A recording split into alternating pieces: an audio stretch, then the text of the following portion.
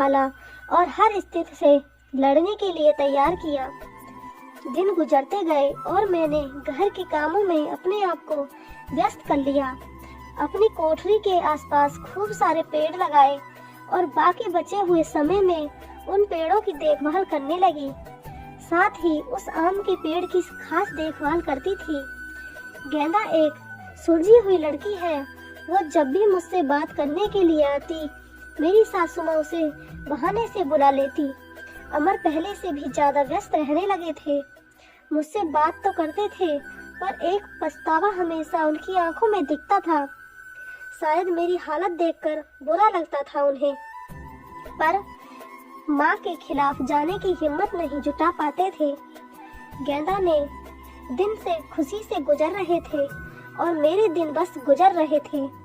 और देखते ही देखते वो दिन भी आ गया जब गेंदा ने खुशखबरी सुना दी कि वो माँ बनने वाली है। पूरी हवेली में त्योहार जैसा माहौल हो गया। सारे नौकरों में तोहफे बांटे जाने लगे। मैं भी बहुत खुश थी कि चलो अच्छा है, अब घर में एक नया भी मेहमान आएगा।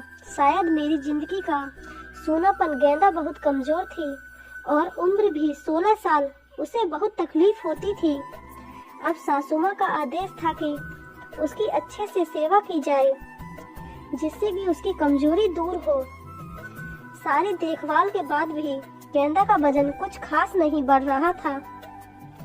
एक दिन चिंतित होते हुए मैंने अमर से कहा भी कि गेंदा को शहर में किसी अच्छे डॉक्टर को दिखा लाओ, पर सासू माँ ने यह कहकर मना कर दिया कि हमारे भी बच्चे घर पर हुए हैं और अमर की वही पुरानी आदत की अपनी माँ के खिलाफ वो जा ही नहीं सकते थे। एक दिन गेंदा की तबीयत कुछ खराब होने लगी। उसकी सांस बहुत फूल रही थी। घबरा कर मैंने गांव के वैद्य जी को बुलवा भेजा। वैद्य जी ने आकर कुछ दवाइयाँ दी और खून की कमी भी बताई। और जब मैंने अमर को ये सब बताया तो सासू माँ ने मुझे गेंदा से दूर रहने का आदेश दे दिया, यह कहकर कि एक बांझ की छाया भी नहीं पड़नी चाहिए गेंदा पर। खैर मुझे गेंदा से दूर कर दिया गया और मैं फिर से अपनी कोठरी में अकेली सारा दिन बंद रहने लगी। या ये कहूँ कि अंदर ही अंदर मैं खुद भी डर गई थी कि कहीं सचमुच मेरी वजह से गेंदा को कुछ न हो जाए।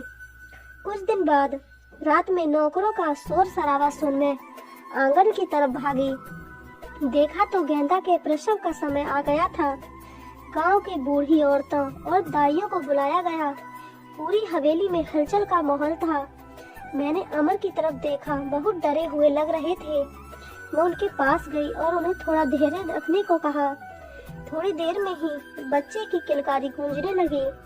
हम सभी की खुशी का ठिकाना नहीं रहा।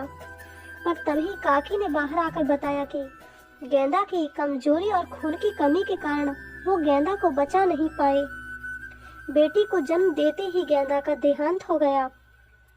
हाय, पोते का मुंह नहीं देख पाई मैं, अब कैसे मेरा वंश चलेगा। सासू माँ का विलाप सारी हवेली में गूंज रहा था। उस छोटी दूध मुँहे बच्ची को देखकर मेरा कलेजा मुंह को आता था। ऐसा लगता जैसे वो मैं हूँ। मैंने उसे कलेजे से लगा के रखा। जिनकी माँ नहीं होती वो बच्चे कुछ ज्यादा ही समझदार होते हैं। शायद जरा भी परेशान नहीं करती थी वो मुझे, बस दूध पीते ही सो जाती थी। सासू माँ का वही राग चलता रहता कि लड़कियों से वंश नहीं चलता है, पर अब शायद किसी को फर्क नहीं पड़ता था। अमर अब पहले से खुश रहने लगे थे। ऑफिस से आते ही मेरे कमरे में आते और गुड़िया को खिलाते। मुझे भी अमर को खुश देखकर अच्छा लगता था। साल बीत चुका था गेंदा को गए हुए और गुड़िया को आए हुए। आज गेंदा की बरसी है। हवेली में छोटी सी पूजा रखवाई है।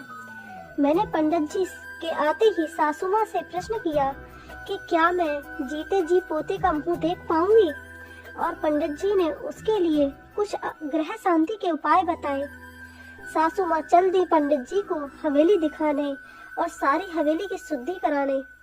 मेरी कोठरी के पास भी गई और पंडित जी को वो बांझ पेड़ भी दिखाया। पेड़ देखते ही पंडित जी का मुंह बन गया और उन्होंने कहना शुरू कर दिया कि इसी मनहूस पेड़ की वजह से हमारे घर में बेटा नहीं है, जितनी जल्दी हो सके इसे कटवा दो। अब मेरे बर्दाश्त की हद हो चुकी थी।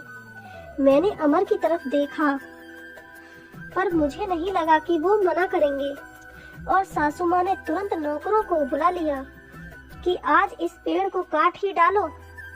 मुझे कुछ समझ नहीं आ रहा था कि क्या करूं, कैसे अपने सुख दुख के साथी को बचाऊं। जैसे ही वो कुल्हाड़ी लेकर पेड़ काटने आगे बढ़ने लगे, मैं फुर्ती से भागकर उस पेड़ से लिपट गई और विनती करने लगी कि पेड़ को छोड़ दो, पर वो लोग नहीं माने। मैं रोती जा रही थी, पर किसी को तरस नहीं आ रहा था। तभी किसी ने मुझे खींचकर धक्का दिया और मेरे सिर पत्थर से टकरा गया। सिर से खून की धार निकल रही थी। यह देखकर अमर से रहा नहीं गया और उन्होंने सबको वहां से हटा दिया और तुरंत मुझे अस्पताल ले गए। मलहम पट्टी के बाद मुझे कुछ होश आया। डॉक्टर साहिबा सामने खड़ी थी और अमर को कुछ समझा रही थी।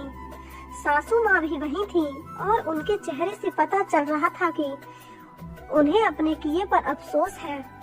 डॉक्टर, क्या अब हम इसे घर ले जा सकते हैं? अमर ने पूछा। हाँ, अब आप इन्हें ले जा सकते हैं, पर ख्याल रखिएगा कि अब ऐसा दोबारा ना हो, क्योंकि ऐसी हालत में ऐसा गिरना ठीक नहीं होता है। ऐसी हालत? डॉक्टर, क्या हुआ है इसे? अमर ने घबराते हुए डॉक्टर से पूछा। अरे, आप लोगों को पता नहीं है, अब ये माँ बनने वाली है, तो इनका अच्छे से ख्याल रखिएगा। यह सुनकर किसी को भी यकीन नहीं हुआ। सब बस एक दूसरे को देखे जा रहे थे और मैं तो बिल्कुल यकीन नहीं कर पा रही थी। सासू माँ की आंखों में पछतावे के आंसू थे। मेरे सर पर हाथ रखकर बस इतना ही कह सकी कि मुझे माफ कर दो, और मैं मुस्कुराकर उनसे लिपट गई जैसे मैं अपनी माँ से लिपटी हूँ। पूरे 9 महीने मेरी सासू माँ ने मेरा बहुत ख्याल रखा और मैंने उस पेड़ का आज मेरी डिलीवरी होनी थी। सासू माँ समय से मुझे अस्पताल ले गई ताकि जो गलती उन्होंने गेंदा के समय की थी वो अब न हो। बधाई हो, आपके पोता हुआ है। नर्स ने सासू माँ को खबर सुनाई और सासू माँ ने हाथ से अंगूठी निकालकर नर्स को दी। वो खुश थी, पर इस वजह से नहीं कि पोता हुआ है, बल्कि इस बात पर कि मैं बिल्कुल ठीक हूँ। हवेली में धूमधाम थी। सब खुश थे कि हमारा परिवार पूर्ण हो गया था। बेटी और बेटे के आने से और एक खुशी कहीं और भी पनप रही थी। वो उस आम के पेड़ में फल आ रहे थे। शायद हम बहुत जल्दी चिंता करने लगते हैं। फल मिलने की हर चीज का एक समय होता है। कुपोषित शरीर हो या पेड़, दोनों ही फल नहीं देते।